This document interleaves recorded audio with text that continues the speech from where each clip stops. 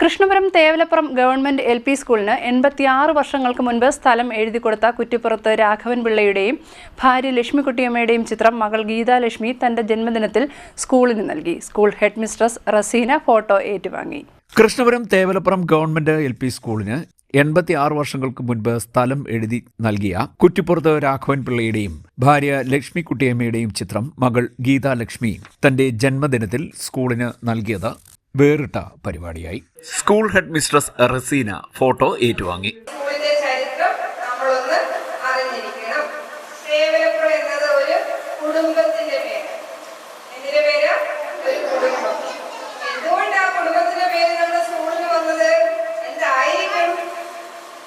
നമ്മൾ നിൽക്കുന്ന ഈ ഭൂമി കെട്ടിടവും ഈ ഭൂമിയൊക്കെ ഉണ്ടല്ലോ, അത് തന്ന മഹതികളും മഹാന്മാരും ഒക്കെ ഉണ്ട്. അത് ആരാണ് എന്നറിയട്ടെ? ആ തന്ന മഹതിയുടെയും മഹാന്റെയും മകളാണ് ഈ നിൽക്കുന്ന ആന്റി ഗീതാലക്ഷ്മി മേഡം. കാപ്പിൽ പ്രദേശത്ത് ആദ്യമായി ഒരു സ്കൂൾ തുടങ്ങിയത് അന്ന് ദേവസ്വം ബോർഡ് ഉദ്യോഗസ്ഥനായിരുന്ന കുറ്റിപ്പുറത്ത് രാഘവൻ പിള്ളയായിരുന്നു. അനുജനും മേനാത്തേരി വായനശാല പ്രസിഡന്റുമായിരുന്ന ശിവരാമപിള്ള, അധ്യാപകനായിരുന്ന കൊച്ചുവേലു എന്നിവരുടെയും ശ്രമഫലമായാണ് ആദ്യ വർഷങ്ങളിൽ വായനശാലയിൽ പ്രവർത്തിച്ചിരുന്ന സ്കൂള് ഉയർത്തിക്കൊണ്ടുവന്നത്. ആദ്യ വർഷങ്ങളിൽ വായനശാലയിൽ പ്രവർത്തിച്ചിരുന്ന സ്കൂളിന് സ്ഥലപരിമിതി ഉണ്ടായിരുന്നു. 1944-45 കാലഘട്ടത്തിൽ തേവലപ്പുറത്ത് കുട്ടിയമ്മയിൽ നിന്നും കുടുംബസ്വത്തായി തനിക്ക് ലഭിച്ച സ്ഥലം വിദ്യാർത്ഥികളും സ്കൂൾ ഭാരവാഹികളും അനുഭവിക്കുന്ന ബുദ്ധിമുട്ട് കണ്ട് മനസ്സിലാക്കി കുറ്റിപ്പുറത്ത് രാഘവൻ പിള്ളയും മാതാവും ചേർന്ന് സർക്കാരിന് എഴുതി നൽകുകയായിരുന്നു. അന്ന് ഒറ്റ വ്യവസ്ഥയിലായിരുന്നു സ്ഥലം. ഒറ്റയൊഴിപ്പിച്ച് എഴുത്തുകുത്ത് നടത്താൻ സാമ്പത്തിക സഹായം നൽകിയത് അദ്ദേഹത്തിന്റെ ഭാര്യ ലക്ഷ്മിക്കുട്ടിയമ്മയും കുടുംബവുമാണ്. ഗീതാലക്ഷ്മിക്ക് സീഡ് ക്ലബ് കൺവീനർ പ്രീതിയും അംഗങ്ങളും ചന്ദനത്തൈ ജന്മദിന സമ്മാനമായി നൽകി. ഗീതാലക്ഷ്മി വിദ്യാർത്ഥികൾക്ക് മധുര വിതരണവും നടത്തി.